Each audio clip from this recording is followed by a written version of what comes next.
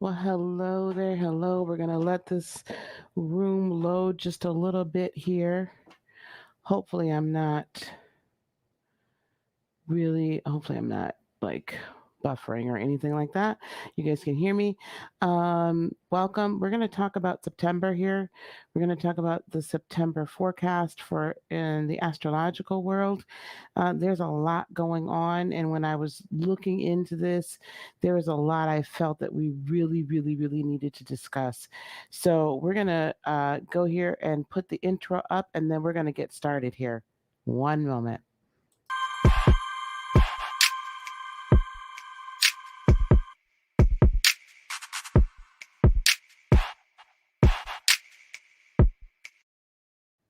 All righty, welcome again, everybody. September. Um, to say that there is a lot happening in September is a rather large understatement. I started looking just at the astrology and just to see the transits. I typically look ahead at the new moon. Once we get through with the full moon, and it's kind of in its waning stages, and we're building up to the next new moon. And as I was doing that, um, I was looking at the other transits in the rest of September and said, I need to give a month overview of where we're at, what I see coming, what we can consider as far as the energies coming towards us, what we should be expecting, and how we should be flowing with it. There's a lot of choices in September we're going to need to be making. Some of you have already been making these choices, but I feel like the rest of us, you're going to see a lot of changes just globally. You're going to see a lot of changes here in the United States. You're going to see a lot of a further um, potentially a further separation in the collective itself. And I need to make sure that you all understand that we have the ability to choose love and to choose divinity, our own divinity, and to choose our divine authority in how we are approaching all the energy that's coming at us. Hi, Sandy. Hi, Sarisia. How you guys doing? Um, I also want to take this moment in time. I know it's a little bit late in the day whenever you're watching this. I want to take this time. Today is August. What the heck day is today?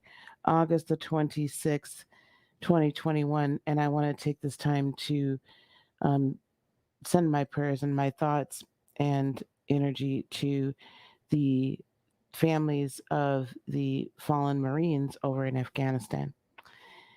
Um, my heart goes out to them, and they made an ultimate sacrifice.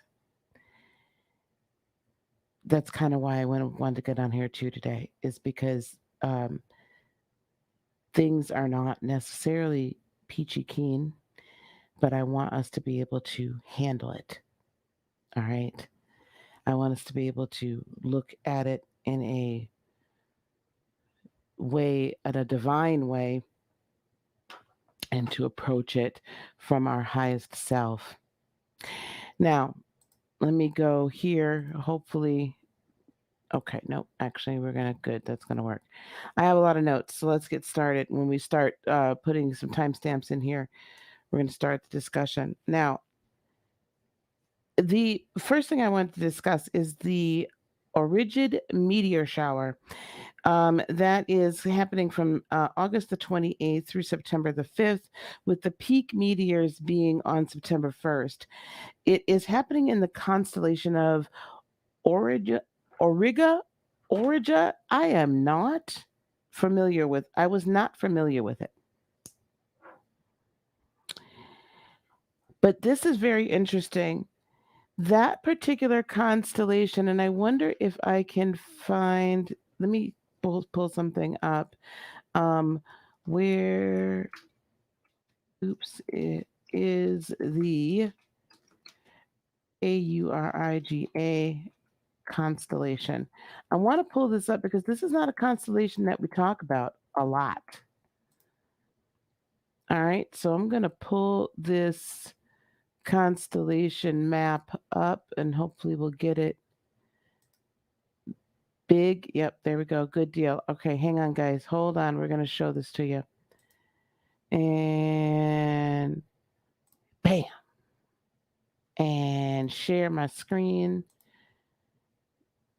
Share screen, share window. Nope, not that window. Not that window. Nope, a Chrome tab. Hold on, guys. Hang with me. Hang with me. Here we go.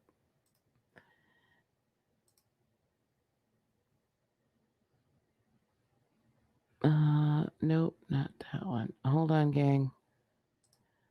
Let me not share that one. Stop share, stop share. 1 second. I got to figure this out. Oh gosh, I hate this when I get this. That one.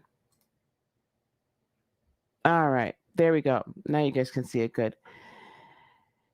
This here in the pink is the Auriga, okay, constellation. It is in the northern hemisphere, so it's up in our hemisphere up here in the US. It's called the Charioteer because this formation looks like a chariot's helmet. The Charioteer. So you guys will remember, those of you that know a little bit about the tarot. The chariot is, of course, the major arcana that represents Cancer, of course.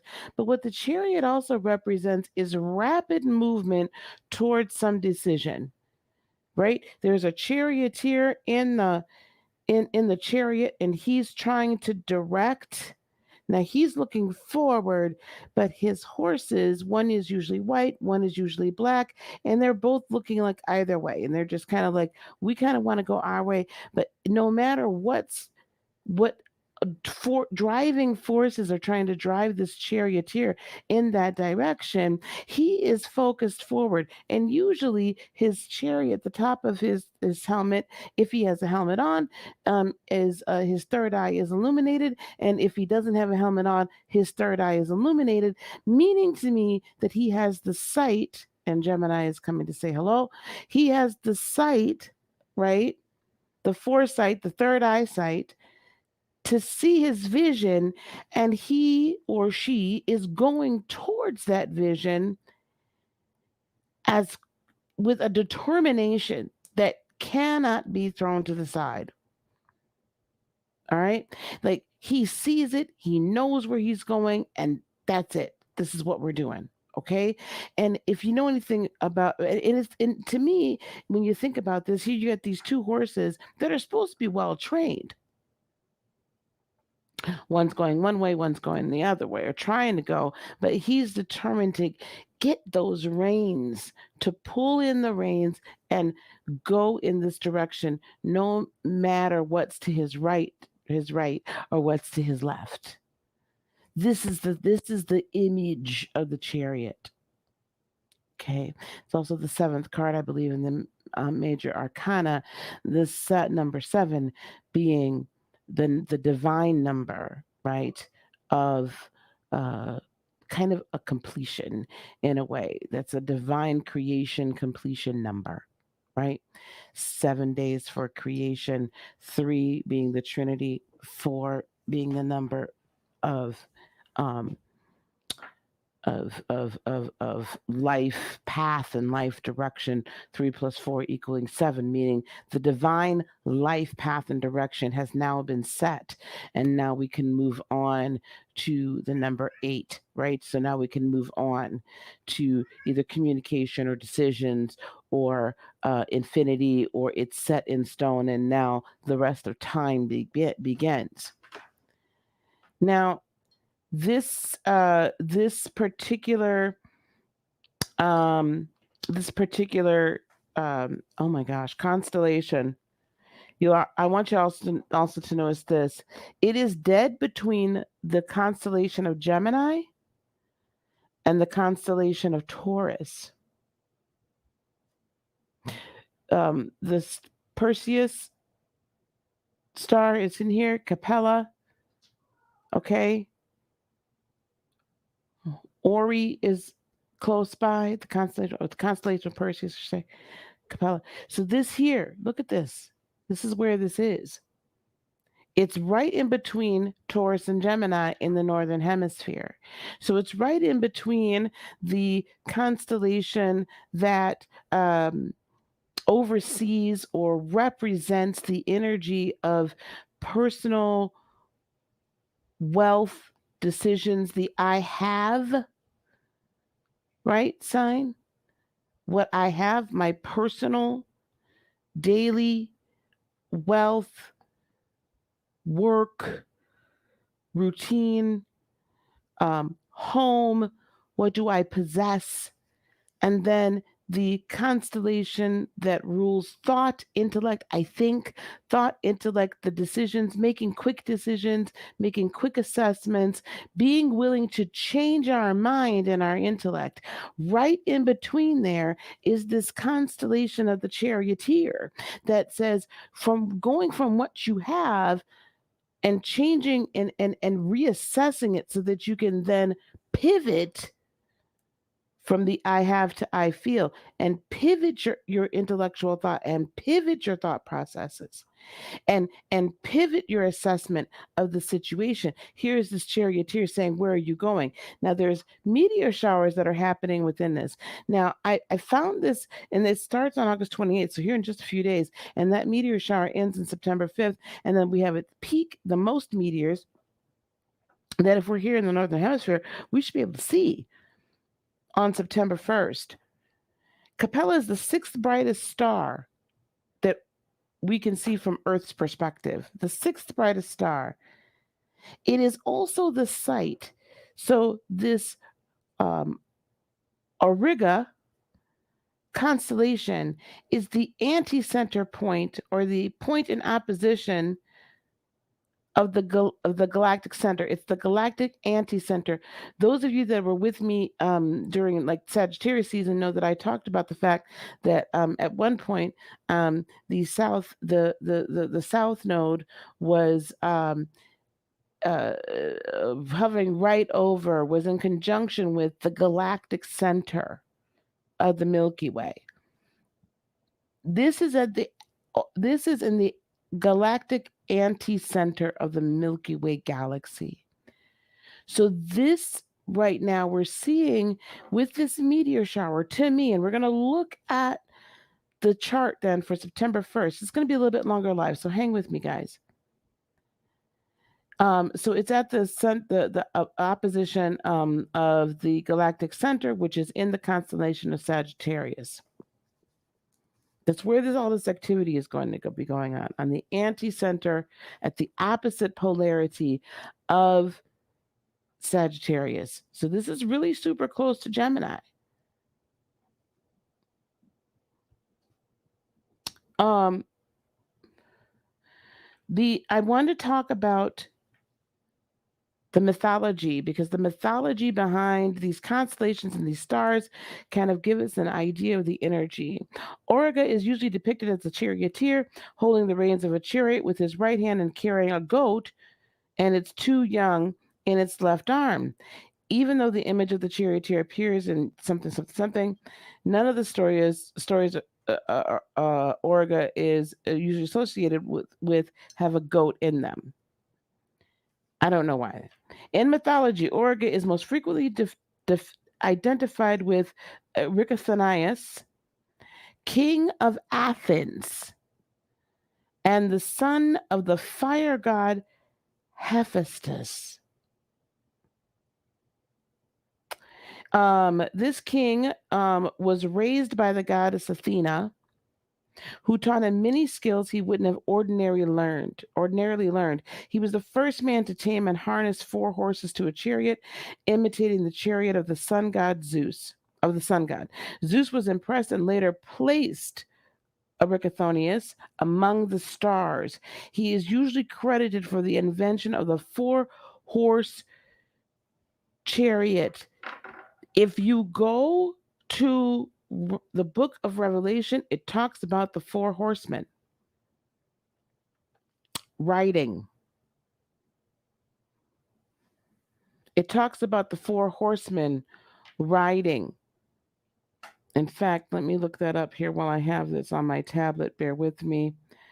Um, four horsemen in Revelation. This is, I'm not trying to say anything, like, I'm not trying to scare you guys, but we have to understand. Um,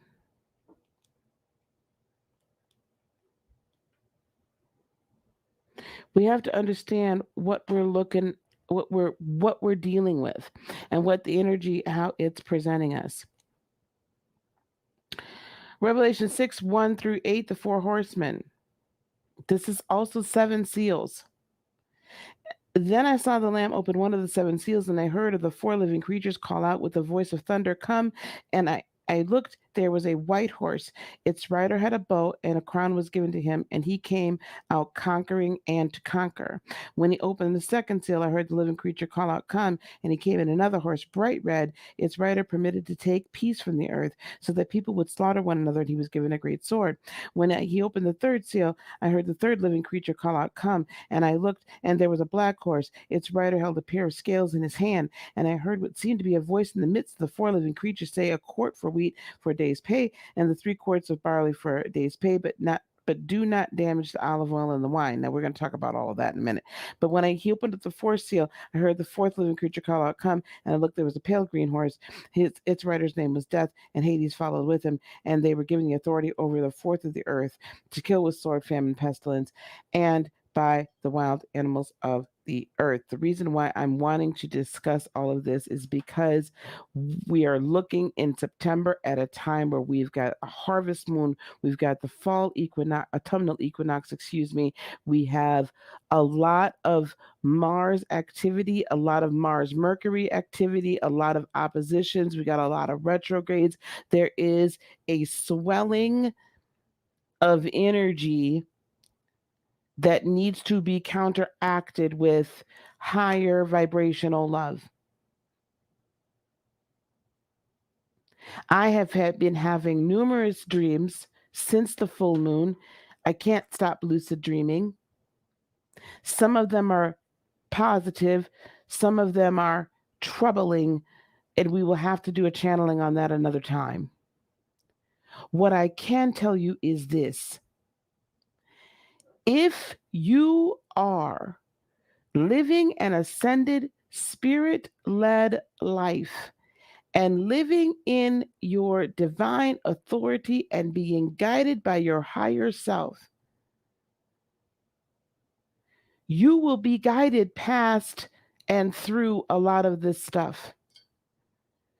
When we see certain things happening in the world, like we've been seeing in the Middle East, like we saw today, and we will continue to see this in the Middle East, this is like we're going to continue to see all over. We have to make a decision whether we're going to live in fear or whether we're going to live in freedom.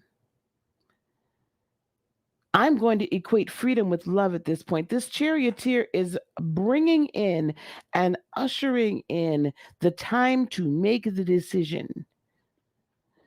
Because if you remember, if you know, the south node right now, the galactic or the moon south node, is in Sagittarius, and we're in a Gemini Sagittarius polarity axis. It's time within this whole Virgo season. Happy birthday, Virgos.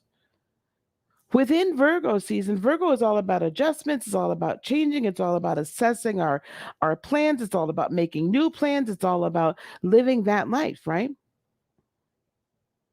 It's all about saying what is best for me and my health. It is the last of the personal signs.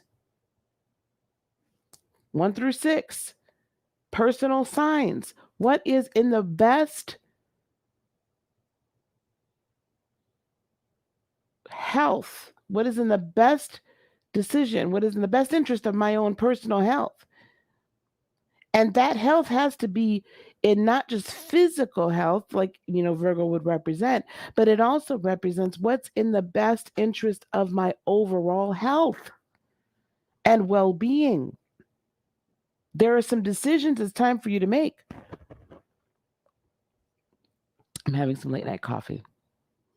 And this Charioteer is ushering in with these 4 horse, it's ushering in this time of what side are you living on? Which reality, which timeline are you choosing? And are you choosing to remain in the matrix, or are you choosing instead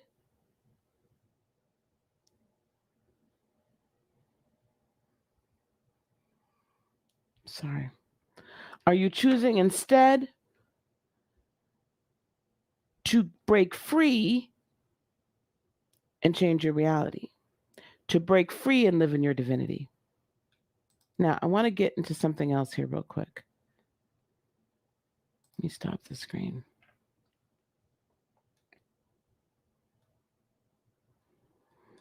Welcome, everybody. Thank you for joining me. This is going to be a little bit longer live, so just hang with me, okay? We're going to be here for a little bit tonight because I got a lot to go over. I'm going to show you the chart for 9/1. Hopefully you guys can, let me pull this here. Okay.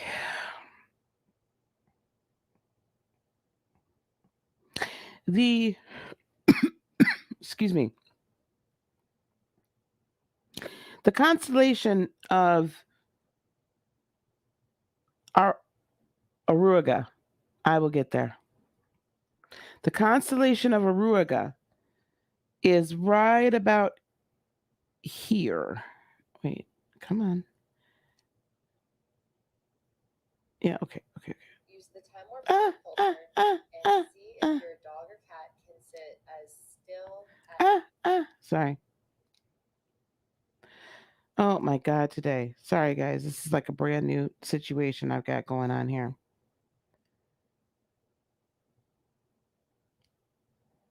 Okay. All right, here we go.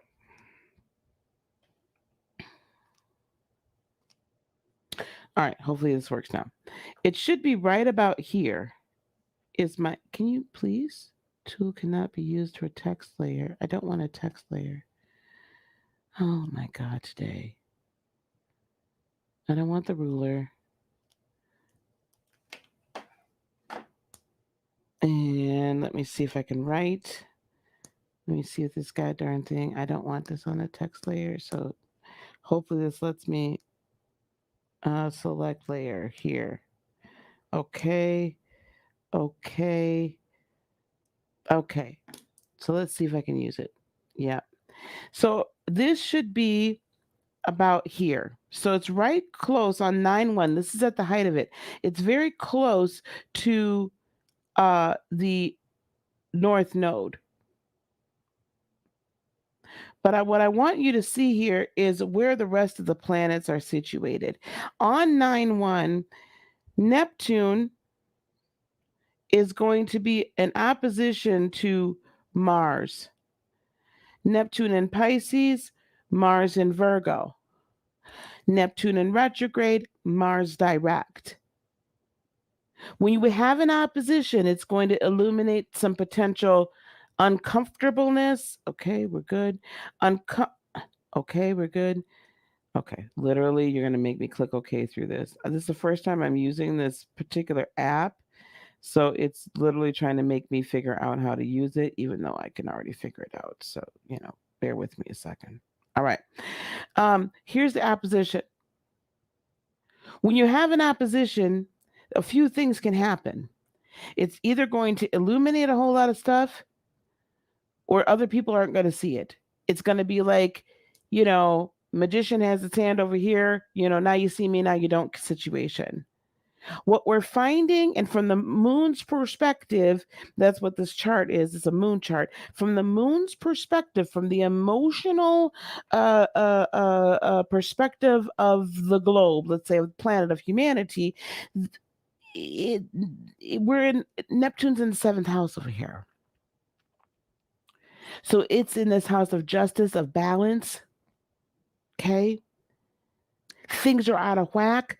Things are out of balance. Things we thought were true are showing up to be not true, and at a rapid rate. When I see Mars in Virgo, people are fighting for their own health aggressively, for their own autonomy, for they're feeling the absolute positive need to make decisions based upon their own individual needs.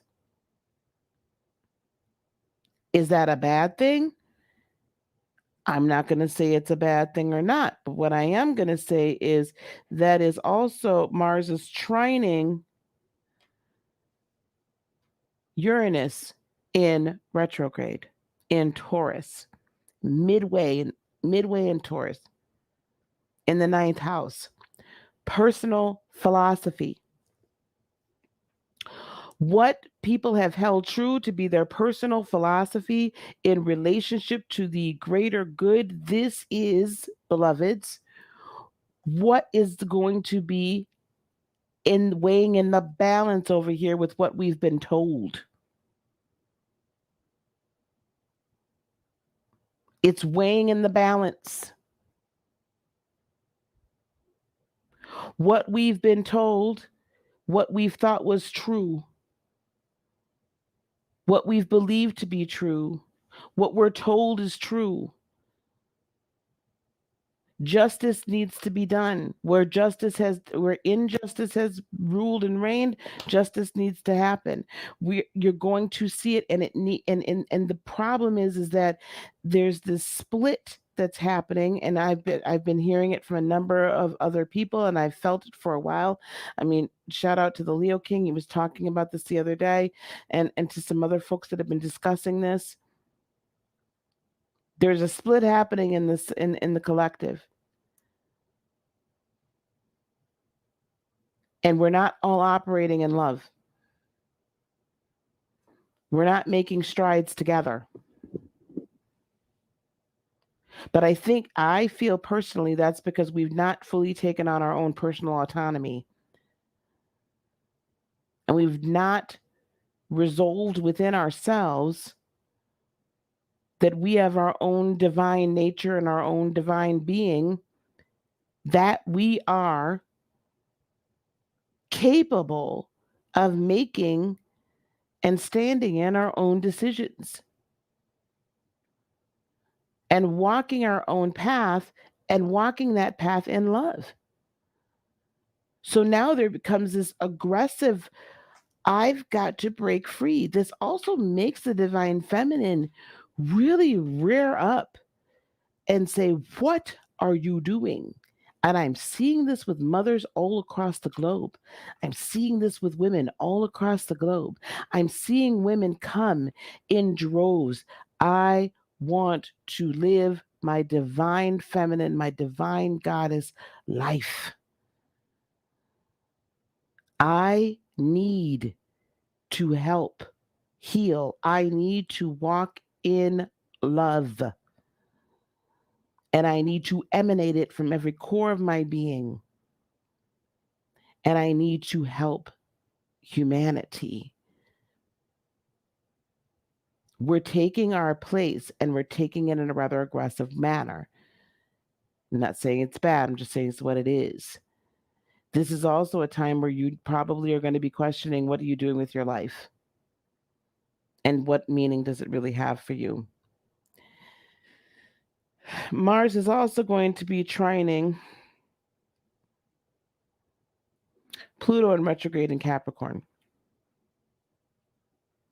And let me tell you, this collective, which this darn near creates a grand trine in Earth. of change, of transformation.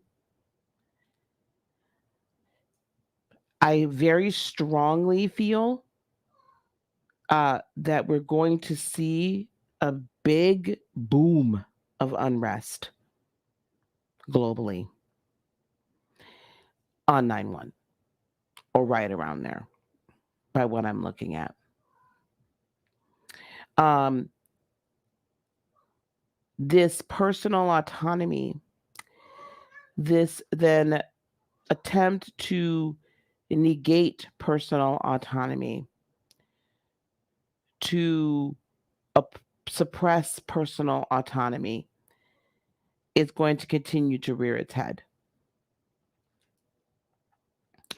Also on 9/1, we're going to have Venus in Libra, Mercury in Libra squaring the moon in Cancer.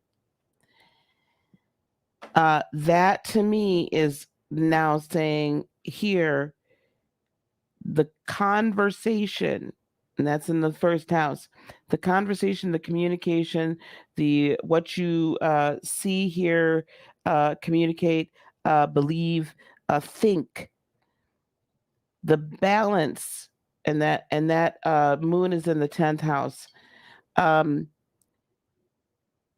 There may be some shakeups as far as business wise, as far as career wise, as far as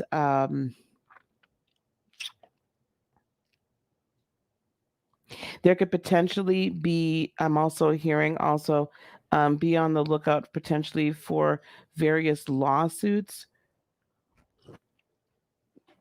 to come about as people really attempt to protect the careers and the jobs and things that they really do love and are passionate about and wish to as things might be trying to be taken away from them.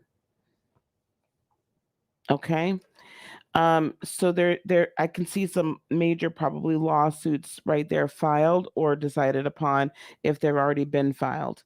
But globally, there's probably, again, this is going to be another level of this is a tumultuous month. Once this Charioteer is riding, this is a tumultuous month. We also have Venus at home in Libra, and it is trining Jupiter in Aquarius here in retrograde. Mind you, 5 planets in retrograde: Uranus, Neptune, Jupiter, Saturn, and Pluto.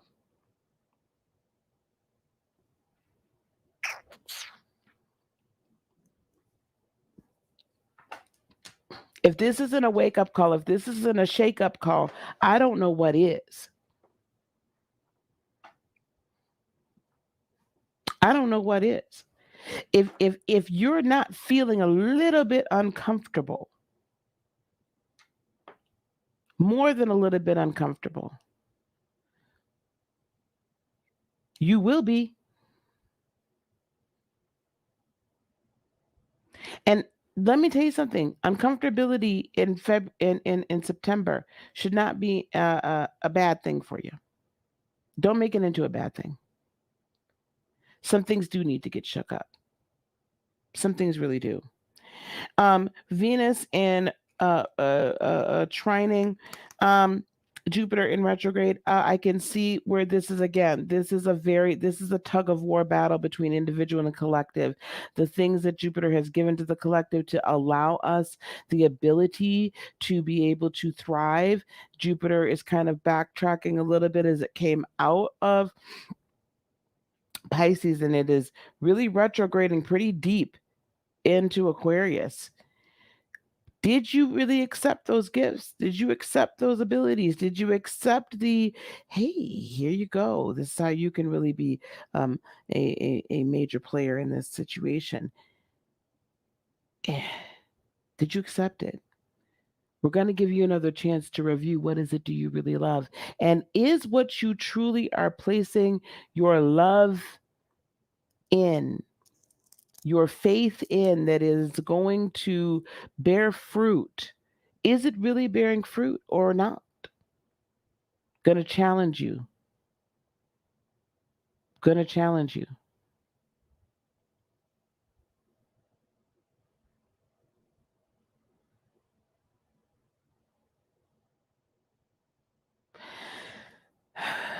And then we have Saturn here, which by degree is squaring um, Venus, in retrograde by sign is trining. It's also sextiling Neptune in retrograde. So expect to hear kind of a collective global, um, some more contradictory information. I want you to when you see reports or anything brought out and broadcast across the entire country, entire world, I want you to read what is being said by every entity. I want you to read it because the headline is not going to tell you the truth. People are going to start recognizing that though as well. And it's going to cause some potential issues. Very much so. Very, very much so. We also have, I talked about that Pluto. And so the sun is just kind of sitting out here. It's pretty much trining Uranus in retrograde. So it's giving us the ability in Virgo, sun in Virgo, allowing us to kind of make these decisions and make these adjustments and make these strides, hopefully a little bit easier, but also with some level again of determination of being able to be decisive and saying, we're going to go this way, and this way. This is what we need to do so that my personal divinity and power can stay intact and I can choose to freely live my life. All right. Now, and Anna, I saw that and I'm very sorry about that. Like, we can't be taking it out on everybody else. We can't be taking this out on everybody. If you don't want to wear one, then don't wear one. But don't gripe to the people that work there. Then don't go in the building. I just won't go in the building. Thank you, Anna, for being here. Also, Erichthonius, being the king of Athens, raised by Athena and the son of the fire god Hephaestus. Passionate, fiery god Hephaestus that was foster mothered by or adopted mothered by Athena, who is not only the goddess of wisdom, but also the goddess of war and strategy. We forget that.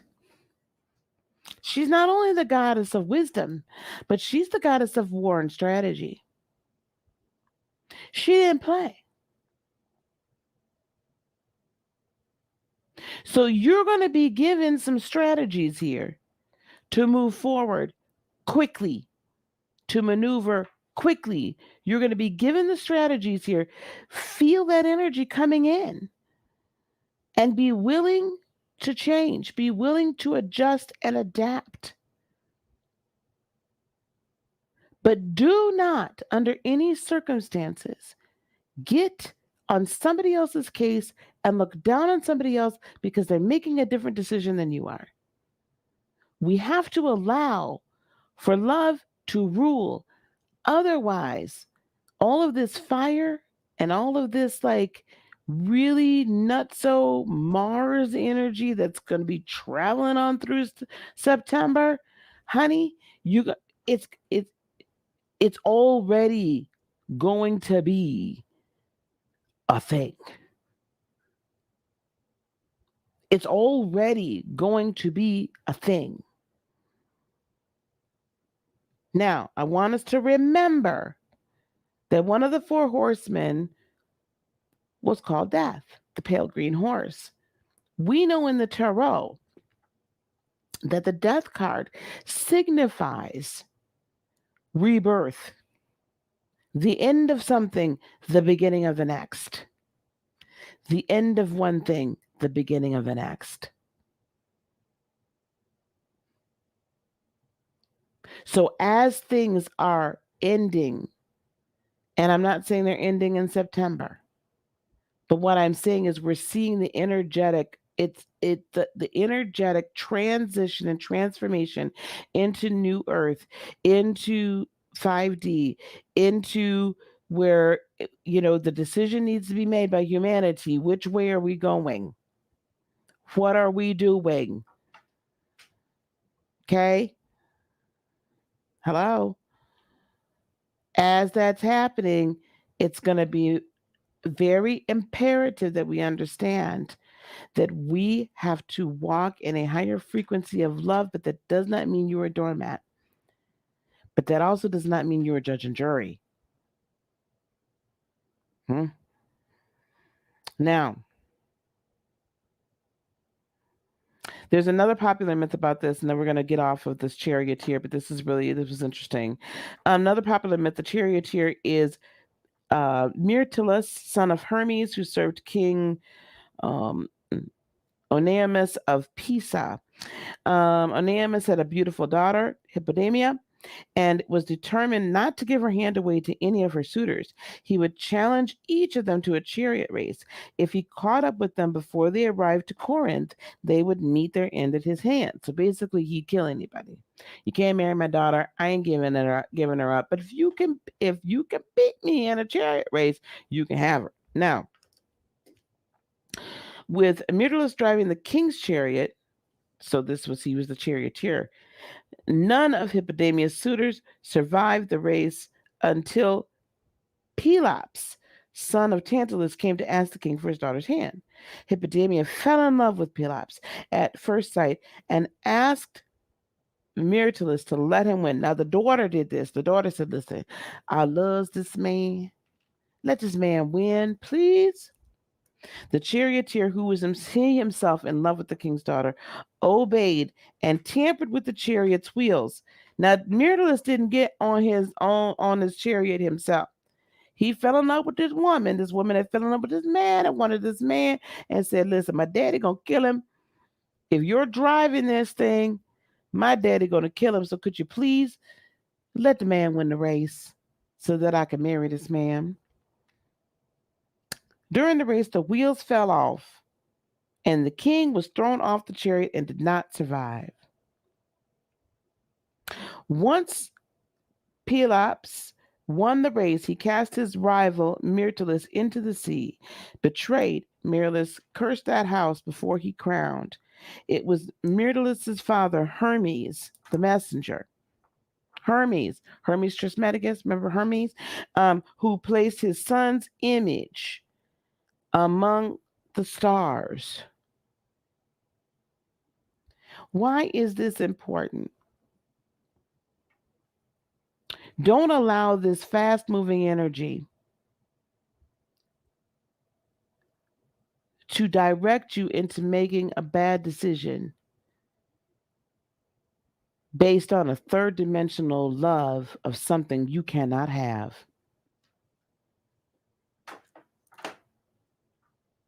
Don't let this energy be in such a rush that you make a poor decision based on the love of something or someone you cannot have that really was never meant for you. He loved this woman, thought he was doing the best thing for her. Okay? But the woman didn't even love him. So what you going around here messing with these darn wheels for? Because that person that you then trusted ended up turning on you, didn't he? And killed you. Don't make a clear-minded decision and think it through to the end and listen to your higher self. Because your higher self, if he was listening to his higher self, if he was listening to Hermes, the messenger of the gods, Hermes would have told him, boy, don't do that stupid stuff. Do the integral thing. Always choose to do the right thing. Choose, but choose the right thing. All right, let's keep going. Mercury at its highest, September 2nd, is going to be in Libra, and the moon's going to be in Cancer. Let me I'm going to bring it up over here this way instead.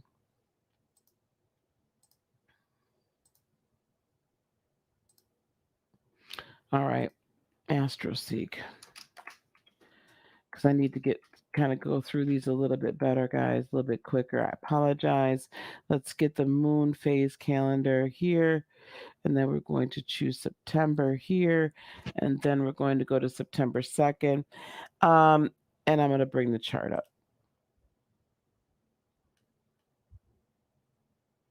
All right, here we go.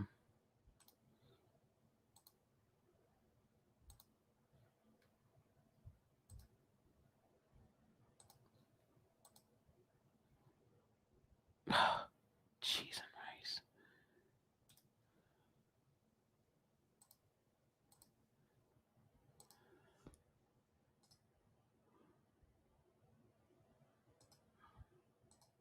All right, here we go. Can you guys see this okay?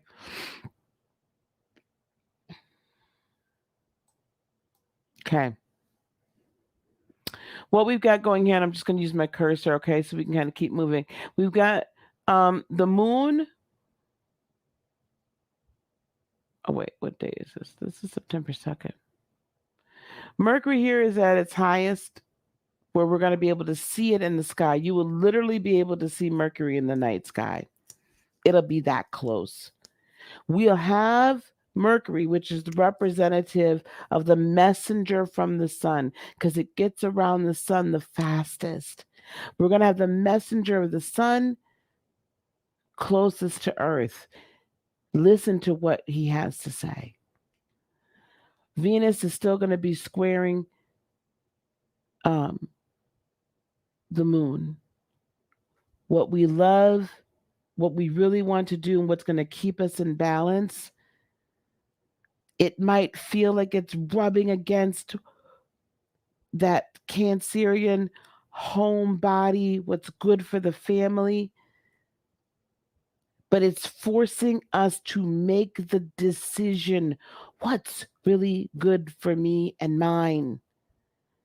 And how that plays into the collective, if you see here, the moon here is now sextiling Uranus and retrograde in Taurus. So what that configuration does for you is it allows the decisions that you're making based on what you love and what's going to bring you in balance, what's going to bring you peace. It's going to allow you to make that decision even when it's very different from what you've been doing right now. You're going to be okay with it. It might go against what the collective, now I'm not talking about the spiritual collective, I'm talking about the collective says is right. That's okay. Because you got to do what's best for you. By that point, the sun will be trining. So your own personal your own personal decisions, your own personal adjustments are going to be trining Uranus and retrograde in Taurus. This kind of upended apple cart, right? This, oh my God, I got to do this. And it's going to be sextiling the moon. So you're going to be in good agreement here. Okay? Mars is still going to be in opposition. Let me tell you something. This Mars Neptune opposition, and then eventually this Sun Neptune opposition. If you think that what we've heard and seen and learned is topsy-turvy now, you just wait. You just wait. If there are negotiations globally going on, I just see conflict. I see a lot of conflicts, unfortunately, in September popping off. A lot of vying for land, a lot of vying for um, what's under the crust of the earth, right? Oil, minerals, metals. Um, I see a lot of that. I see a lot of people feeling that they have a right to do so. That's that Saturn in retrograde in Aquarius. I think it's for the greatest good. It's Jupiter wanting to expand.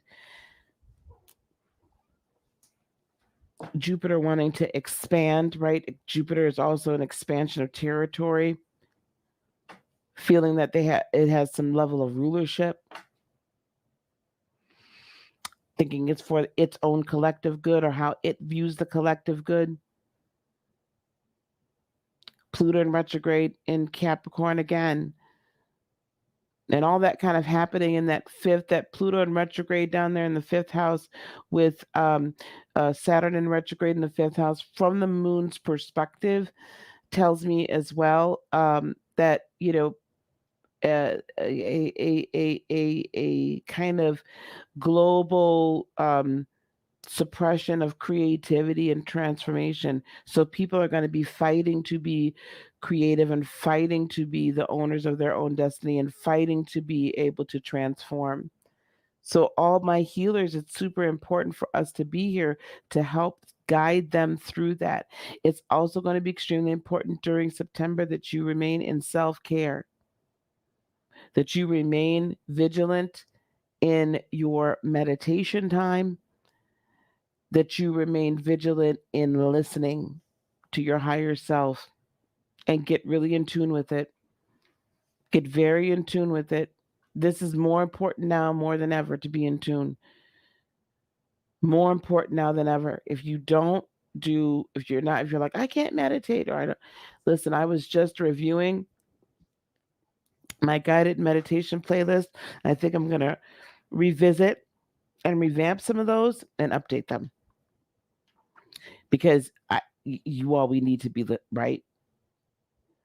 I will also say throughout September, and because of this Mars and then the Sun in opposition to Neptune, don't be surprised if we see a lot of what a lot of people will call extraterrestrial, I will call other dimensional beings. Those of you that are in tune with that. Now, some of you probably just clicked off my darn video the minute you heard that. Do it if you wanna. But if you don't think they're already here, I can't help you. And expect also those of you that are starting or they're in the spirituality realms. Already with mediumship and sight into the other dimensions and communication with channeling and such, heightened all through September. Heightened.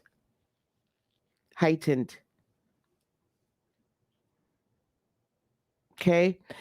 This communication also, Mercury is sextiling Saturn in retrograde.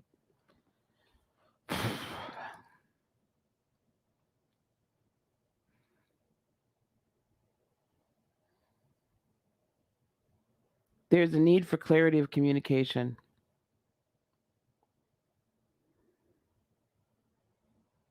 You're going to hear a lot of communication from lower vibrational energies and entities that are going to portray themselves as doing what's good for the collective. I'm going to implore you and recommend to you that you discern. Use your discernment. Use your discernment. Use the litmus test of, is it based on love and a love frequency and in a individual, autonomous divine authority perspective or not. And I'm going to leave it there. There's going to be a lot of, during all of September, as we've already been seeing already, it's going to kick up here in September. A lot of, we know what's best for you, you don't. We know what's best, you don't. A lot of people on both sides, well, I know what's best. Why aren't you doing this? Why aren't you doing this? Why aren't you? Cut it out. And especially in the spiritual community, I'm going to keep saying this all throughout this whole thing. We have to stop. Now, I know that there is naturally going to be a split amongst us for some other various reasons, but we have to stop. We cannot judge each other. Now's not the time. But I don't see that ending probably until mid-October. Okay? All right, let's go to the next thing. Hey guys, how you guys doing? Hey Aries, how are you? Hello everyone. Thanks for hanging with me. I know this is a little long and I apologize. Well, sorry, not sorry. It's a little long. I got a lot to go through. Okay, let's go to September 6th, which is my brother's birthday. The harvest new moon. Did I not put the full moon? September 6th. Got harvest moon here. New moon in Virgo. Let's look at that chart. Let's share this. Share screen. Chrome tab. This one. Okay, this is the chart for the new moon on the 6th. You're going to notice over here the moon and the sun conjunct in Virgo. I want you to notice something. The opposition, it comes into its height September the 10th through the 17th. In its height. But it begins way back here at the new moon. You're getting the opportunity. So at this point now, if from the moon's perspective, it's at home, the sun is at home, the sun is in the 6th house, here's the moon, and you got Mars still in the 6th house, and right here we have the opposition because it's within 5 to 8 degrees. You got a wide orb for Neptune, for the big heavy hitters on the outskirts, right? The outer planets. And it's sextiling. You look down there, that big blue line there, it's sextiling Uranus and Taurus.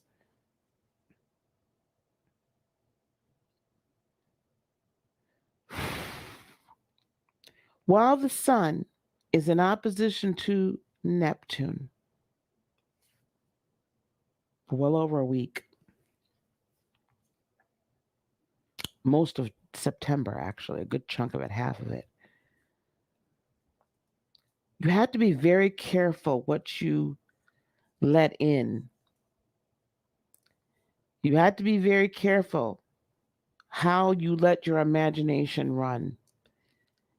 And you have to be vigilant to allow your imagination to be a higher dimensional, what is of your highest good imagination, and not the machinations of what you're hearing and seeing on earth. We are watching during this month some major shifts and changes in how the matrix and this illusion, this construct operates, and it's fall. It's rapid fall. It's rapid destruction and then reconstruction. Remember, we talked about the 4 horsemen. that start their ride on the 28th.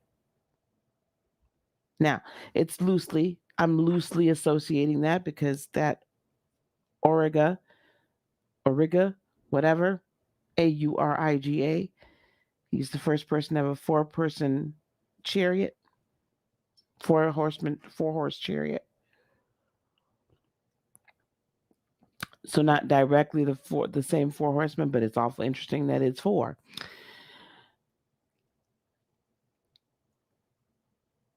There is a construct and a deconstruct. There's a deconstruct and a construct happening to the construct, to the matrix.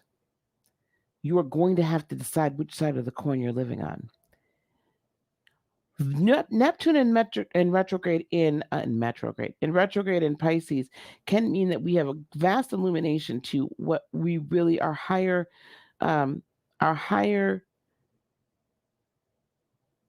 purpose and abilities and beliefs can be. We can have a greater ability to see greater behind the veil, and what we have thus far felt and taken as fact, and now we see it's actually fiction, and we can change that. That is going to be part of what that Uranus in retrograde down there in the second house is doing for us. Sextiling the moon, the new moon. It's saying, whoa, wait a minute. We're still upsetting the apple cart. We're still figuring out where our place is in the collective and where our place is and what our personal space is. What our personal space is in the overall grand picture. No one said it'd be easy, but it is necessary. The Mars is then by this point still in, because you see that wide orb, it is still in opposition in Virgo. So it's still fighting for change, fighting for freedom, fighting for health in all areas of one's life.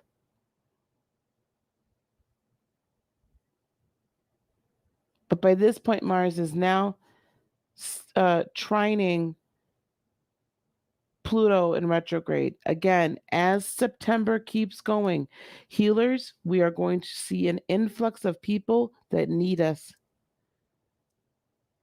Because more than ever, people are going to know, God dang it, I gotta change. God dang it, I gotta change. There's Mars is the male sign, and that's a blue line right there. We're also seeing Venus trining Jupiter in retrograde, Venus in Libra, Jupiter in Aquarius. That's a much easier transit for us finally. While Venus is squaring Pluto in Capricorn, that can make it like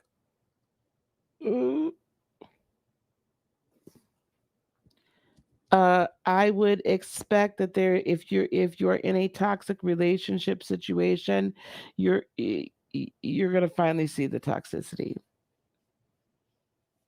and have the wherewithal to get out of the situation. Mercury will be trining Saturn still. Watch the communications. Make sure you're in balance. Make sure the communications you receive are in balance. Make sure the information you receive is in balance. And again, I'm going to keep saying this throughout all of September. Investigate everything and read for yourself. Everything that you see from some authoritative body. Read it. Don't just read the headlines. Don't just read the articles. I want you to go to the document yourself. I don't care if it's 10 pages or 150 pages, but I want you to go read it for yourself.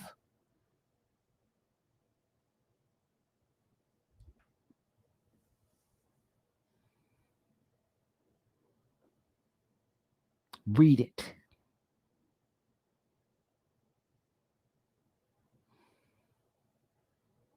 Still conflict. I have a feeling, and again, I'm kind of keeping my eye on world news, world happenings, and then matching this up.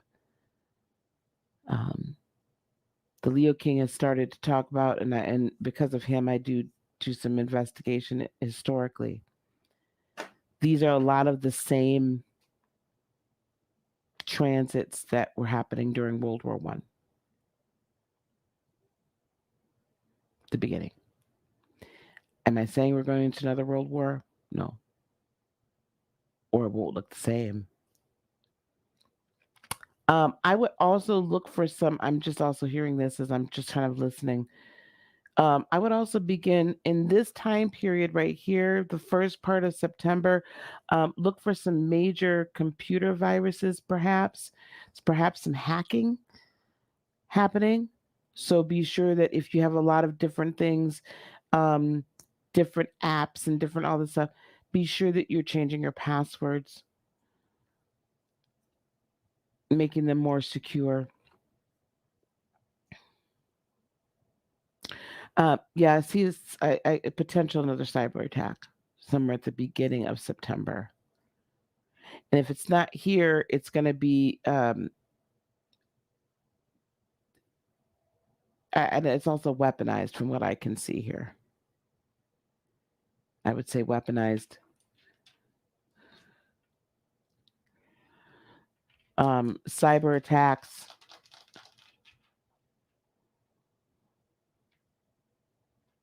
or further pushes for registrations of your health status. Okay,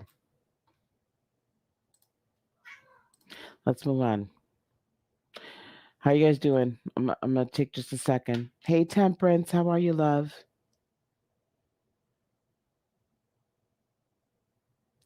Yes, you and your feelings. He has been on it.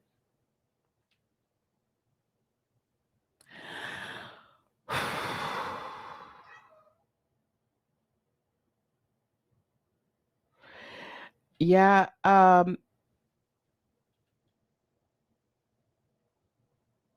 there are certain configurations during various revolutionary times as well. During Civil War times that are similar to what we're seeing here.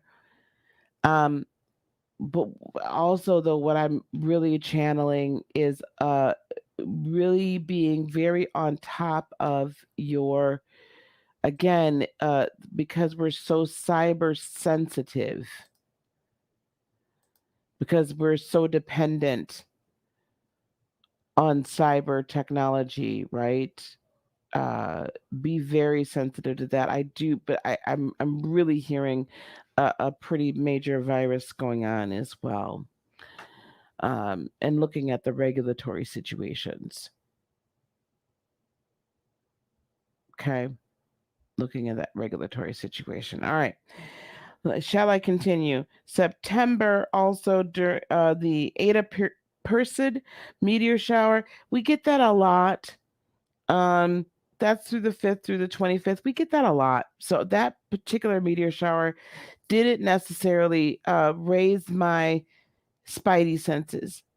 The how do I say this again?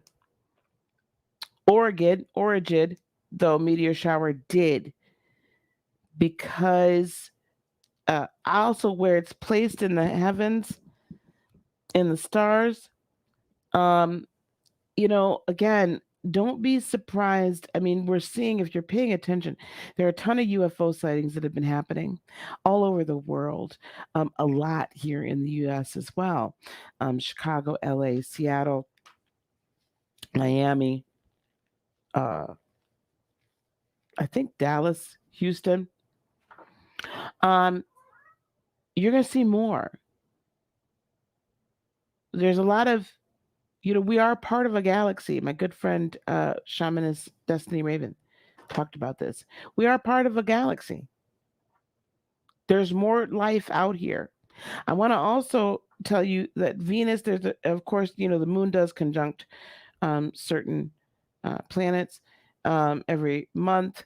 Um, After the new moon, we have the Mercury moon conjunction. I'm going to show that to you, and then the Venus moon conjunction. So, once after the new moon happens, there's a lot of rapid things that happen day after day. So, let's go back to let's go back. I'm going to go move this forward a day, 2 days actually, because that was September 6th, that new moon. And we'll get more into the new moon here in the next couple of days. September 7th, and here it goes, September 8th. September 8th, though, I want to talk about this next. Share screen. Tab. I'm getting good at this now, guys. We cook it with gas. Mercury moon conjunction, September the 10th. 8th, excuse me, September the 8th. Mercury moon conjunction in Libra. Again, Libra is still trining Saturn in retrograde. It won't be shortly, in a couple of days after this. You know, the moon represents our emotions, the energy that we set into motion. September the 8th is a huge day for us to remain balanced. That's also going to be, I feel, a huge day for governmental entities, authoritative entities to potentially try something. In other words, to uh,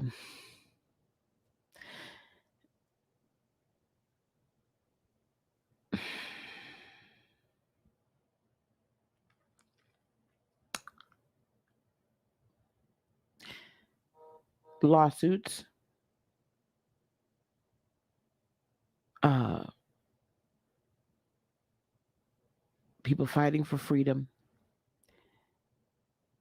um, communications about family, communications about again, seventh house. Um, People are doubling down. The same time, we still have Venus trining um, Jupiter. So again, a lot of this, do this for everybody. Do this for everybody. Um, we may see another, well, I don't know if we're going to see another jab version come out. But we could potentially, because we've still got the sun and almost in direct opposition to Neptune, so that's heating up. So right, it's applying, that transit's applying. Mars is moving away from Neptune, but here comes the sun moving in.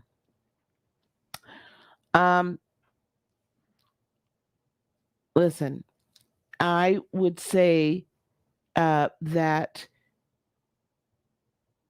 and then that sextile in Uranus still. I would say things begin to ratchet up.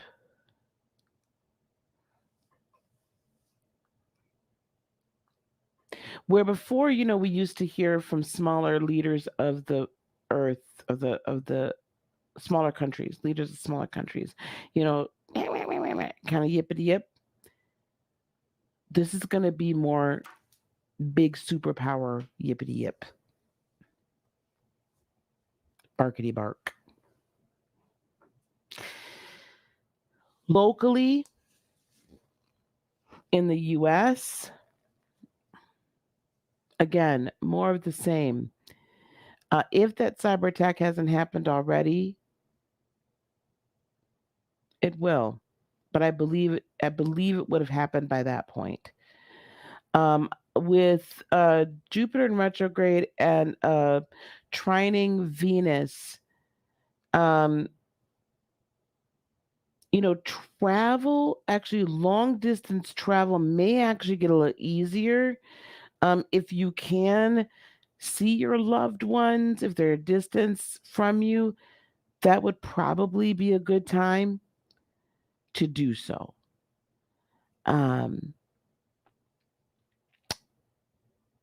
Not that anything's going to happen to them, but I'm trying to give you some good, hopeful, positive things to do.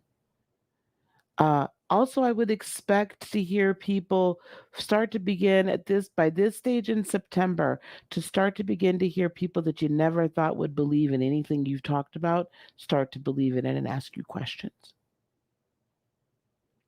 And then being open to communication. That's the other thing that Mercury Moon conjunction in Libra really does for you. It allows you to, in a very balanced and a very collaborative way, be able to communicate with your tribe, be able to communicate with others, and be able to openly say to the world, this is what I'm about. This is what I'm here for. To openly be able to say, man, this is what this, this is how I feel and how I can help and how I can help you find balance. And what you also need or what you also require or have a deeper understanding of what you require to come into balance with self. In a new balance, as you begin to take your place in the collective, in your own authoritative space. That's going to begin to come extremely clear if you allow this Sun Neptune opposition to illuminate those things that were hidden from you before, instead of pushing you further into the illusion. Okay? All right. Now, what's my next date? You go here. Okay.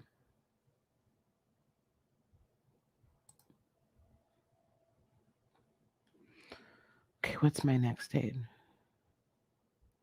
Bye, you and your feelings. Let me answer these questions here. Sorry. How many words do we have to go through before we acknowledge the problem? Well, the Aries, I don't know that is in essence the problem. Wars have to happen.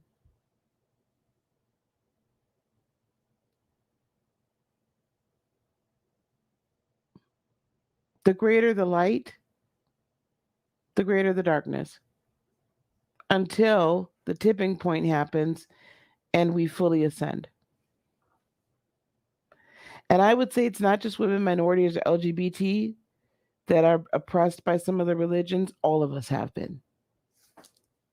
You can be a man, you can be straight. No, I don't. It doesn't matter. All of us have been. All of us have been oppressed by religions.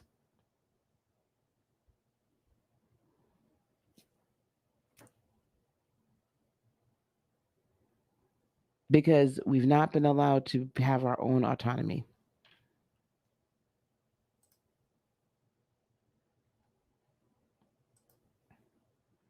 Yeah, we've been lied to for so long. Yeah. There's truth in the good book. The good book. I go underneath it to see, right? There's a lot of hidden occult within the Bible. There's hidden wisdom in there. You've got to seek. Seek and you shall find. Right? Okay. Let's see here. We did the Mercury Moon conjunction. We talked about the meteor. So the Venus Moon conjunction is on the 9th. So the very next day, we have Venus and the Moon conjunct. Because you know the moon be moving, man. The moon be moving out. Now, interestingly, so it's gonna, like, during the day, Venus and the moon and Venus are a little separated right here. It's gonna, during the 9th, it's gonna come in and be conjunct as the moon passes it rather quickly. That's right at the end of Libra. Venus, I don't know if you all knew this. By temperature, Venus is actually the hottest planet. Core temp. Interesting. So when your love burns hot, child, it burns hot. That's also going to be trining Jupiter. So here you are. Now you were able to uh, articulate with Mars and Moon conjunct what's bringing you to imbalance. Now your heart sings and you send out the energy of what's bringing you into balance, and you accept the gifts that maybe before you hadn't accepted before. You accept the abilities maybe you hadn't accepted before, and you accept the mission maybe you hadn't accepted before, and you see it more in a positive light and see how your positivity will now help the earth, and your positivity will now help bring the collective into balance, and your positivity will help elevate.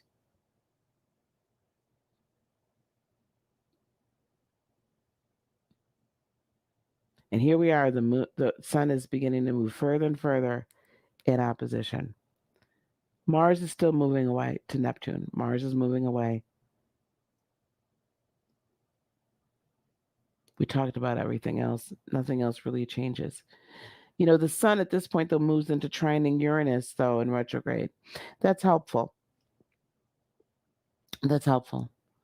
It helps you make the decisions and make the transitions. It's helpful. Out of being in the dark and into being in the light. Out of shedding all of this. Yes? Shedding all this. Okay. So we're going to be rapid fire at this point.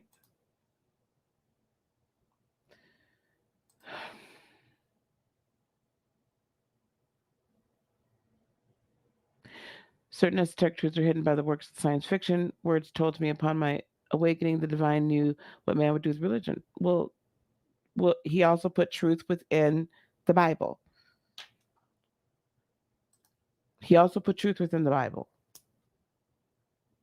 He put truth everywhere. They put truth everywhere. Mother, Father, God. Hell, there's truth in The Simpsons and Family Guy. Like, you have to be looking for it. In every holy text, there is some truth so that you will be able to find the truth. So you'll be able to find the truth. Okay? All right. Let's go. Okay, here we go. Neptune at direct opposition to the sun, starting up through from the 10th through the 17th.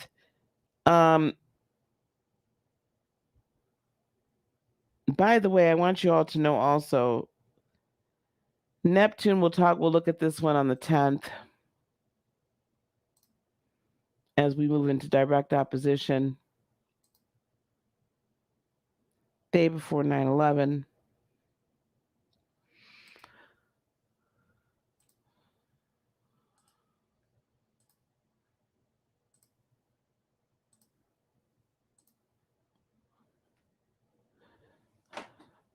By this point, the moon has now moved over into opposition. Oh, this is going to be a doozy of a day. By this point, it's moved into opposition. The moon has to Uranus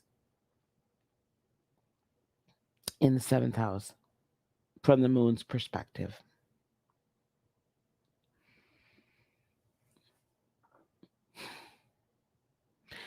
Be prepared for secrets. Be prepared for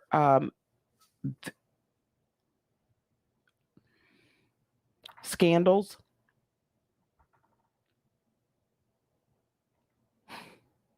This is a veil ripping moment. This week, the 10th through the 17th, is a veil shattering moment in time. It will kick off on the 10th. Be prepared. Sun is trining Pluto. Mars is trining Pluto. Boy, Mars is hanging in there, and goddamn Virgo, boy, it's taking its sweet time. Tap dancing and lighting it up.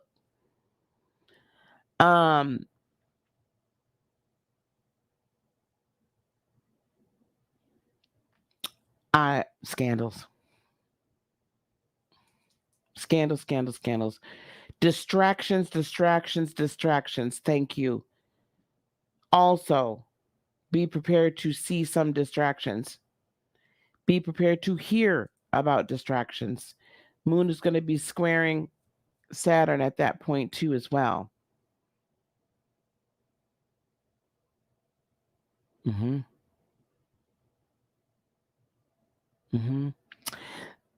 Scandals, information that comes out that's a Friday as well. Information is going to drop on a Friday because it's a slow news day and people don't pay attention to it because it's on the weekend.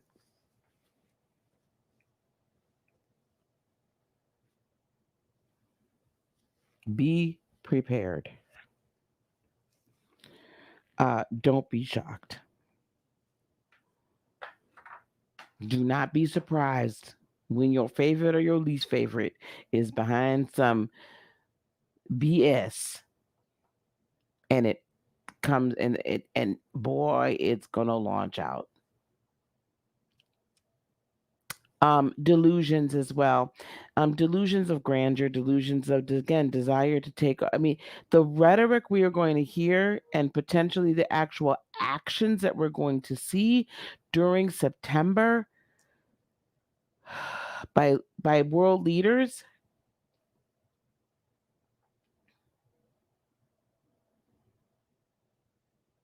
Subterfuge. Don't be surprised if we find out about some secret movement.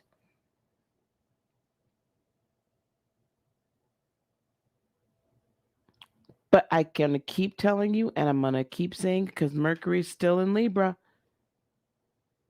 Mercury's still in Libra. Slowing down a little bit. Be sure you are, and Mercury is not really in aspect with anything at this point. On this day, when the sun goes opposite or opposes directly Neptune, Mercury is all in its own in Libra. Do you know what that says to me? You have the opportunity, free and clear, of any other influences to make your own informed, balanced decision. And that's going to be a day, if you're listening, for very clear communication. So listen, keep your spiritual ears open and keep your eyes peeled because you heard it here. I do expect a scandal. Usually, when we see the moon, and mind you, Venus at this point now had just Venus just entered. I mean, just scooched in now at 0 degrees, very strongly into Scorpio.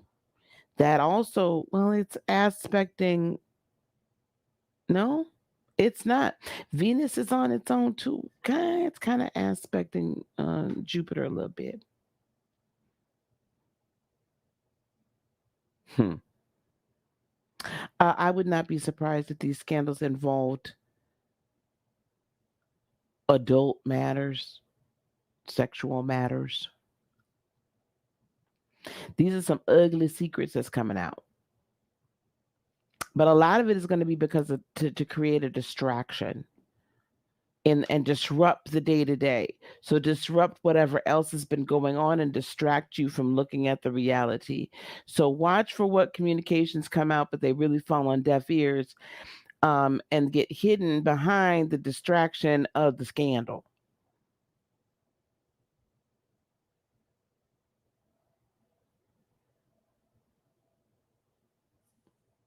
There's a few other things that I'm hearing, but I'm not gonna say it on this channel.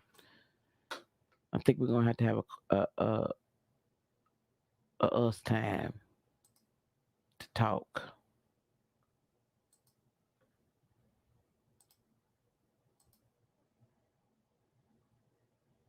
What deserves to fall? What are we talking about?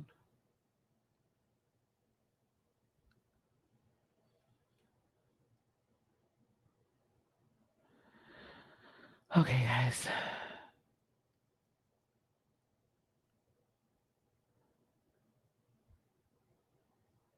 There is truth to be found. Yes, that is very true. Okay. I'm just trying to catch up on your stuff here.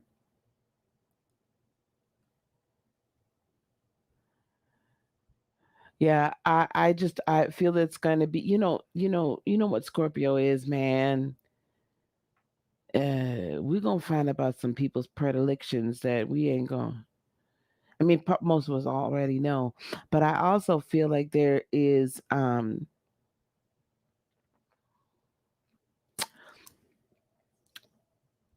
I hear who's in bed with who, meaning who's been bought off and who's been being controlled by whom. That to me is really what I also expect that. I really expect that. That was September the 10th. September the 10th. Everything has to fall. Everything has to fall. And yes, the church is going to be, I mean, the church already isn't split. The church already split. But my problem right now is the spiritual community is so split. That's my concern.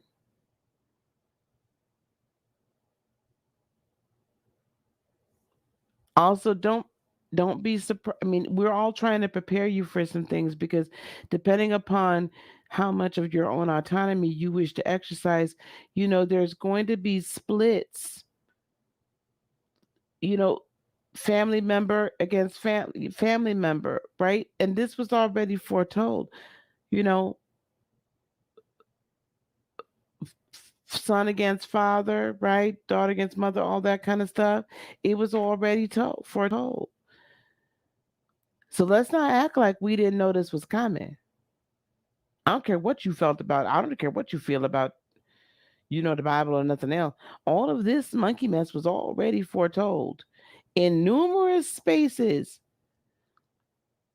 September is also the month for the what oh God, there's two feasts.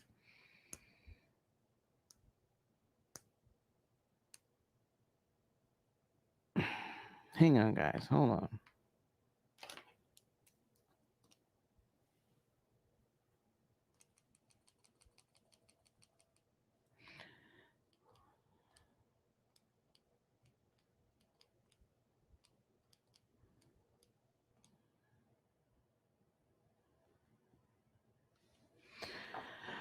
Rosh Hashanah. Oh my God, today. Rosh Hashanah, it begins September the 6th on the new moon. Jewish New Year.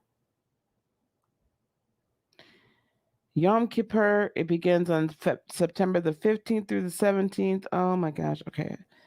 I'm going to have to match these up.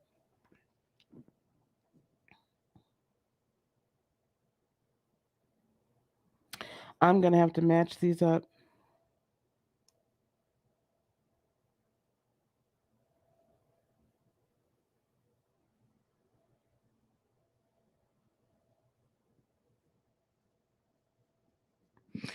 Feast of Tabernacles is during this month as well.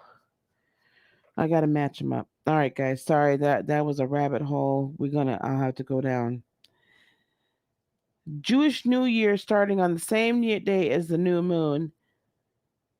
That really, honestly, there is some major resets going on. There's major resets going on.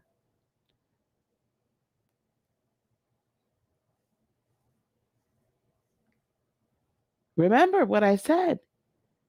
To me, immediately, when I saw that Ariga, whatever his name is, the Charioteer, also did the four horse. What is this man's name? King Erechthonius is credited for the invention of the four horse chariot, the quadriga. And here we have immediately what I thought of was the four horsemen. Immediately. Now I'm not going to go into all the Christian alignment of all of this stuff because I studied all this prophecy stuff in detail. But immediately I was like, four horsemen, immediately. And so then we get 1, 2, 3, 4. It would seem to me it would pretty well line up because this ends on the 5th, fourth horse being death or transformation.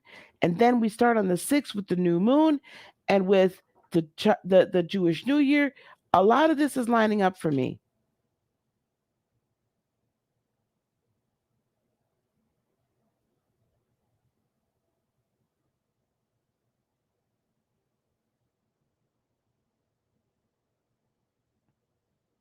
I'm taking a pause right here. And the Aries, I like you, but I have to say this to you right now.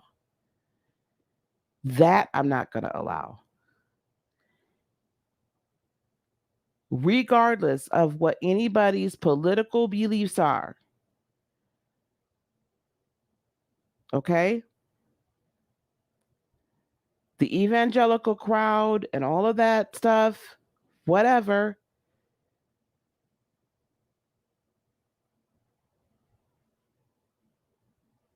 I'm not going to sit here and say that they are so terrible. And you can say whoever was that you feel this, that, and the other, but this goes beyond all the politics. Goes beyond all the politics. That conversation is what keeps us divided. Because Mr. T is not in office. Under Mr. T's watch, we didn't just have 13 Marines die. Under Mr. T's watch, we don't have tens of thousands of Americans stranded with no way out. Under Mr. T's watch, we don't have an economy that's going in the shitter. Under Mr. T, do I need to continue to go on?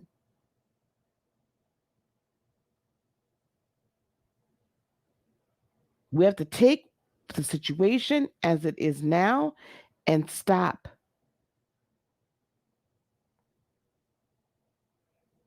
We got to stop. Because what lower vibrational entities want us to do is to do the infighting and the arguing. My goal is to make sure any of those people that read any of all that over those 4 years that it was out, my goal is that they see something now and be like, okay, wait, maybe we were wrong here, but we got it here. Because there's been a lot of times that the whole spiritual community has been a hella wrong.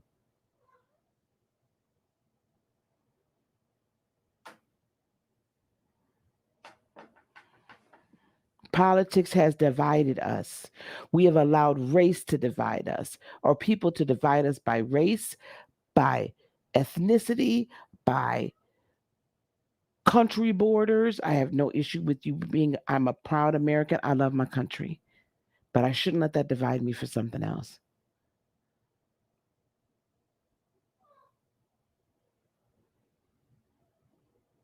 If we continue to allow ourselves to be a part of the problem, we are never part of the solution.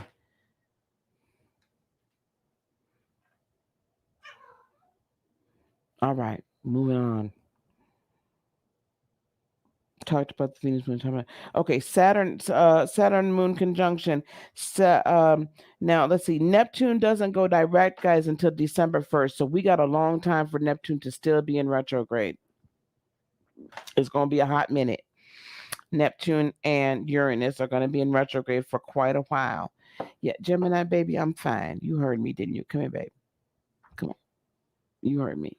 You're like, Mama, what's wrong? Love you. Okay. Saturn moon conjunction on September the 16th. Saturn moon conjunction. Let me go here to the 16th.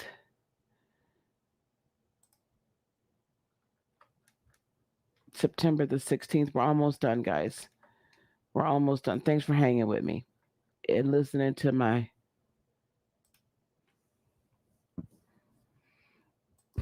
I need to take a break every once in a while and check in on the chat.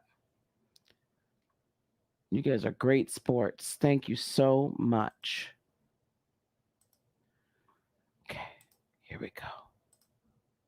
September the 16th, Saturn Moon conjunction. Now, Saturn is going to, now I'm going to tell you something very interesting as well. I know we're talking about September, and the reason why I'm saying a lot of this craziness is going to continue on into about mid-October is because Saturn, Jupiter, and Pluto, all three of them go direct between October 6th and October 18th. So we finally begin to get some forward movement in a lot of areas, okay? Back direct. Now, Saturn Moon conjunction in Aquarius. It's in Aquarius, but it is occurring in the constellation of Capricorn. I find that very interesting. The reason why I find that quite interesting is, yes, it's in the sign of Aquarius, but it's kind of in this overlap into the area of Capricorn because it's kind of dipping in. Is this the 16th?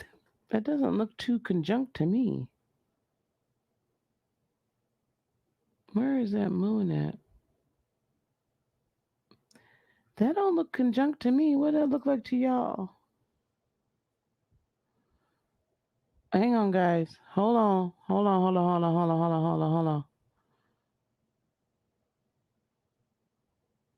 Hang on, gang.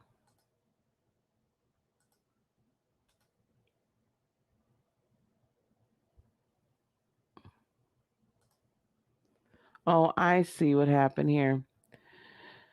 Okay. Sorry, guys. Let me see what's showing up over here on the screen. Okay.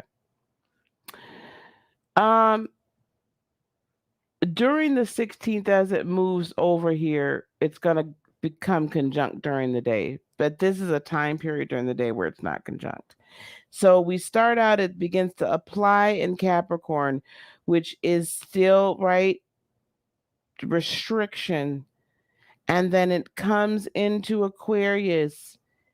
And this restriction in technology, this restriction in communications and higher self and greatest good.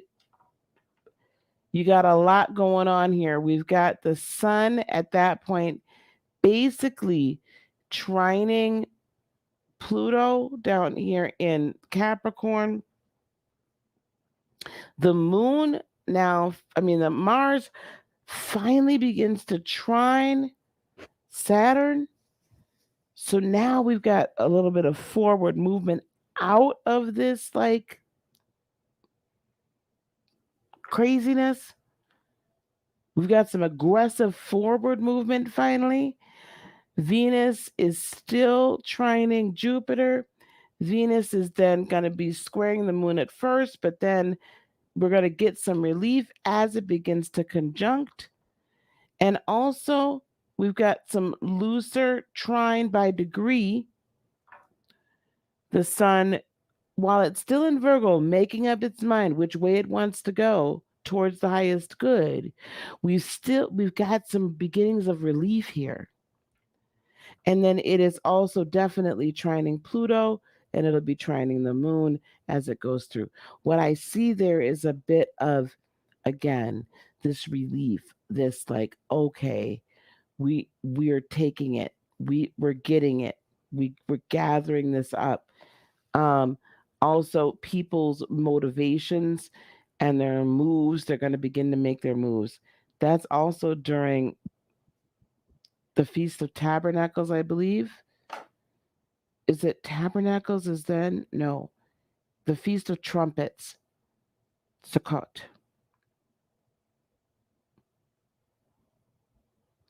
These are the judgment days. These are the days we make atonement. There's judgment here. There's atonement here. There's a higher divine God visitation of justice. That's what it represents.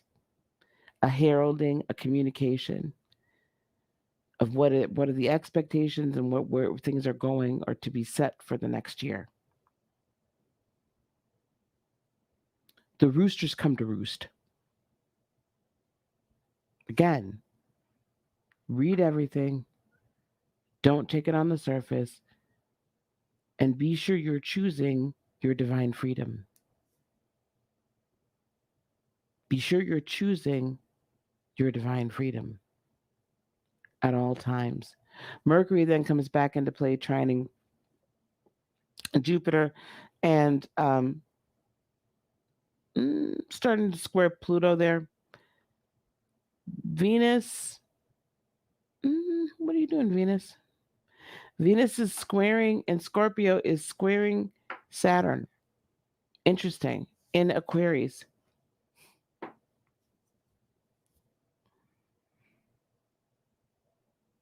Again, motivations, the real reasons behind people making their decisions, and the real motivations behind what people are doing in relationship to the collective good or the collective period of humanity beginning to be revealed, where you can't deny it. Most definitely.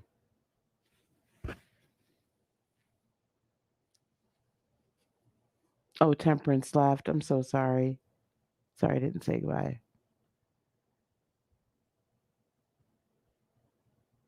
Oh, Gemini. You were saying bye to my cat. I'm so sorry. Okay, here we go. We're almost done.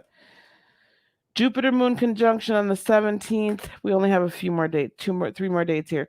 Jupiter Moon conjunction on the 17th in Aquarius. Again, in that ruler constrictive Capricorn.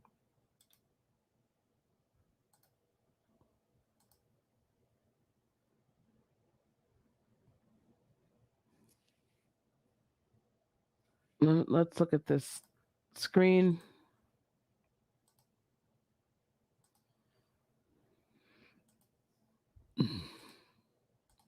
So during this, like the 17th, by the end of the day on the 17th, beginning of the day on the 18th, we're going to begin to see, I feel like it's probably going to happen more so on the 18th, that Jupiter Moon conjunction, which means Venus will be squaring it, all that loveliness, still in Scorpio, still revealing people's desires, those deep dark desires. That's also a good time for you to identify what's your deepest darkest, or what's the secrets you don't want to tell yourself. Sun still in opposition. I want you to notice this. All during this whole entire time, the sun is still, the 17th, still in opposition. We're still getting the veils ripped wide open. If we're not in some full-blown conflicts right now, I think there's been some skirmishes earlier. This is also the last day of Sukkot, I believe. Starts on the 10th, I believe. Well, I'll check that. I think those skirmishes are done by this point, and we're going to find out who's behind certain things and why certain people did certain things. Why they started the skirmishes, why they did the cyber attacks, what their motivations have been all along behind some of the things they've done in the recent past. I feel like there's some truths that are going to come out. It's going to be crazy. You got to choose, though, your own freedom and your own divinity. All right. All right. And then that was the 17th. And then we also have our full moon in Pisces on the 20th, and then the equinox.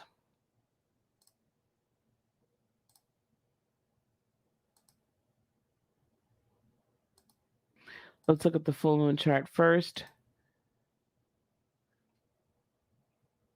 Full moon on the 20th.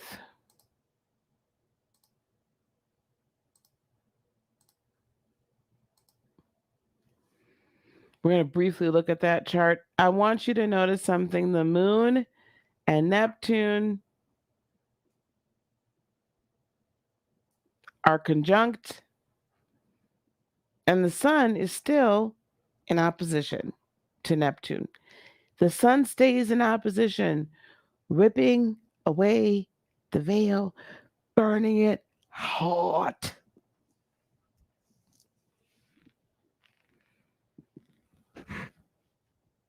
This happens, this opposition with sun to Neptune happens once a year. A few days earlier every year. It lasts for a long time.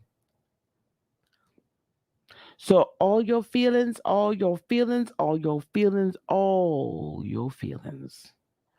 be on full display.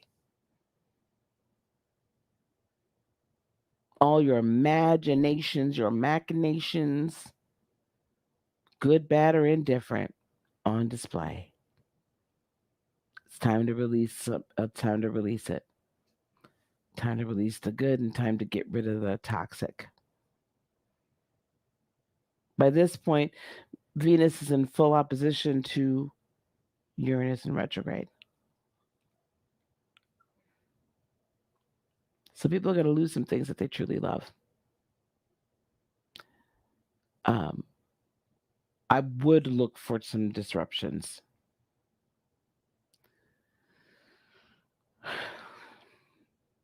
You can rise above them. Daily, day-to-day disruptions. I would not be surprised if by the end of September we are still seeing a greater divide within the family units, unfortunately. A greater divide between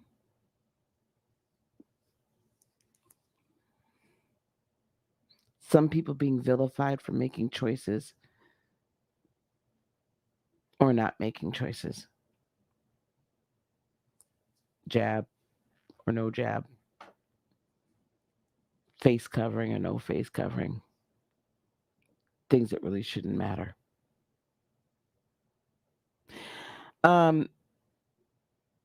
And then as we see, as the sun is coming out of Virgo and into Libra, within a day or two of this, we're going to have a Mars-Sun conjunction in Libra that's going to happen early in October. Well, no, late September. 1, 2, 3, 4 days later. That's going to be a hell of a day. The sun will finally be moving out of opposition to Pisces. That's going to be a hell of a day. So don't be surprised if you start seeing some more hearing rumblings and brewings of things. I think whatever lawsuits have been started in September in regard to personal freedoms will probably be ratcheting up right there, maybe even some decisions. Yeah. Heck of a day. Heck of a day.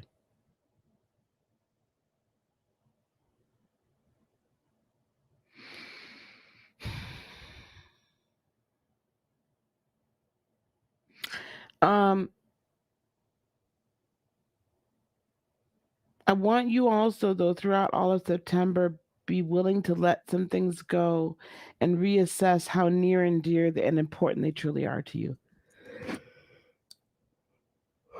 Excuse me, I'm sorry. Be willing to really assess how really important they are. And whether or not they're really going to serve you moving forward or not. Okay? Very important. Be willing to let go to transition. Sometimes we have to let go of dead anointings, we used to say in the church. Day old manna. If you know the story of children of Israel, when they got manna, they got their bread every day, right? Manna. And it sustained them. However, um,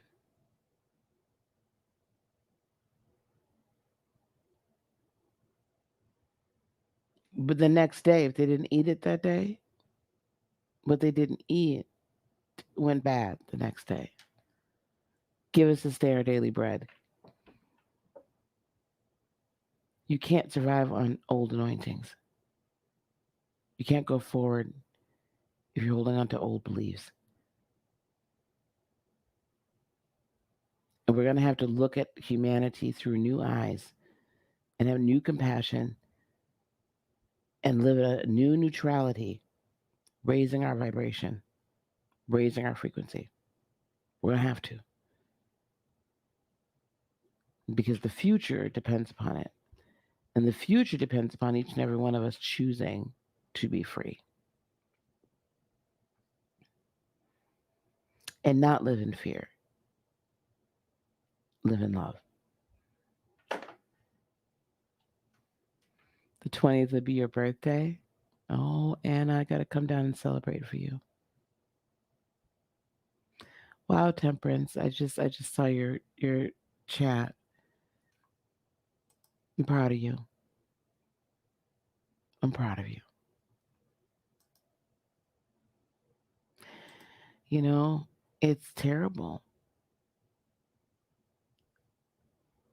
And the most terrible thing is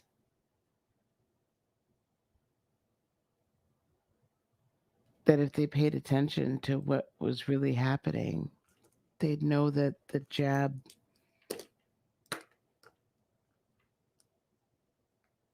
actually creates the proteins that makes you a spreader. Okay, here we go. Last but not least, I bet you my battery died. Thank you for letting me know. Hopefully it wasn't too long. Can you guys hear me now? Yeah, my battery died.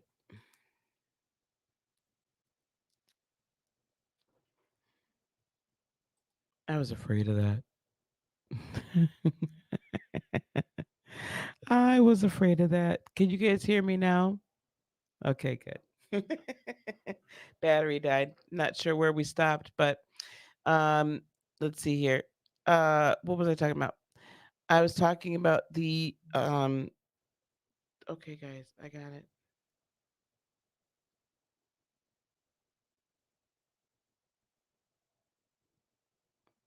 Okay, all right. Where did we leave off by chance?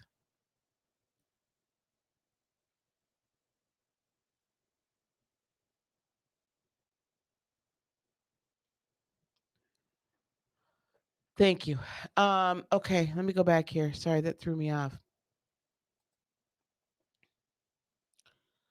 Let me start this again.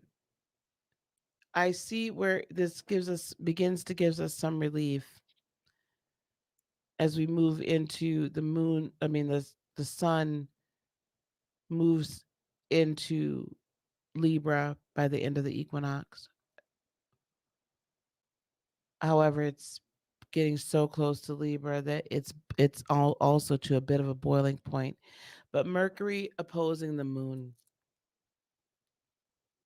Let me tell you, that says to me that our thoughts may be out of balance with what we feel innately within us. This is really a freedom day for me. Our thoughts may betray us a little bit with what we, intellectually, what we should think and what we should feel and how we should feel and what we should be thinking and what we're told we should be thinking and what we feel has got us in balance, as opposed to what we know innately as we feel this in our heart and in our core energy, the moon being in Aries, what we innately know is true and right and good and for our highest good. So this is a very challenging day. It's very much freedom day. It's the day you're gonna choose freedom. Venus in Scorpio and opposing Uranus and Taurus, still showing us what we really think, what we really love, what our real motivations are, what's really deep and back there, and what other people's motivations are. So while I feel like also some of these legal battles are becoming to fruition and to conclusion, to potentially a very interesting conclusion, and that people are on either side, whichever side comes out on top of these, are going to feel away. I also feel like a lot of past secrets are coming out too. More recent past, though, not distant past. Um,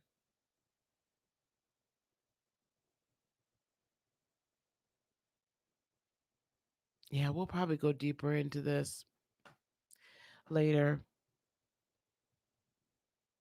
Also, Mercury's squaring Pluto at this point.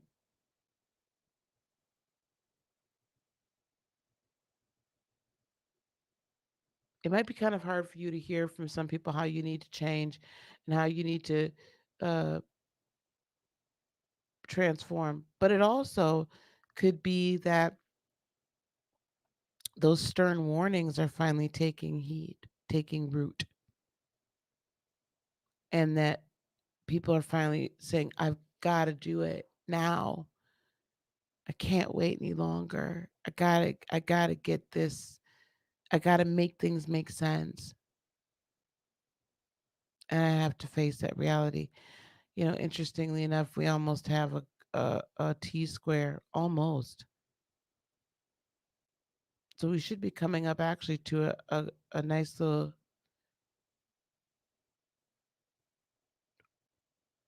oh maybe on the 20th there's a T square between Mercury and Pluto and the moon. If I'm gonna move it back a little bit, we might be in a T square situation, which really means change, which really means transformation, which really means it can mean elevation for you. But can mean very sudden sudden change. Guys, I wish I could paint this picture for September of rainbow and kisses, but I can't. Night, Sandy, I can't. What I can do is tell you that as we're living in love and that uh, we're raising our frequencies high and that we're listening to spirit and we're being spirit guided. What I can tell you is that if you, as you're guided that way, you will be able to move with like a stealth mode, right?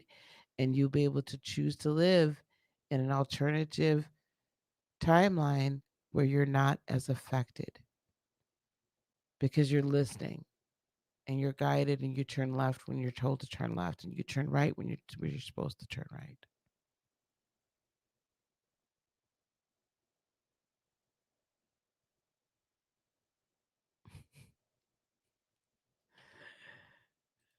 Temperance, that's your energy all the time, child. Well, you gonna have to talk to me about that, baby. My sun squares my moon too, so I know how that goes. All right, listen, y'all been with me for 2 hours. At some point, I don't know, Sarisa, if you can do it, but you don't have to stay up late tonight. If you can, that's great. Just kind of timestamp each of the major things as I was going through it. right? The dates, the times, so people can kind of jump through it. If not, I can do it in the morning. It's not a big deal. Okay? Because I'm not staying up tonight. I'm going to bed. It's 12:22 here. All right, guys. Thanks for hanging with me. We're going to dive deeper into each of these astrological events all throughout September. So be on the lookout for that. Um, I might pull some tarot, might not. Yeah.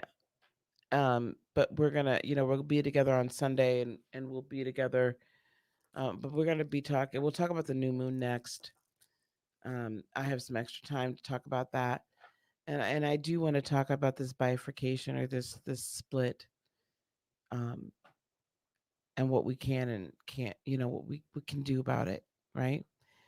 Yeah, it's like it is having your sun square your moon is like a tug between logic and emotion, what we think and what we feel. It really is all the time. Hey, Miss Marilyn, thank you.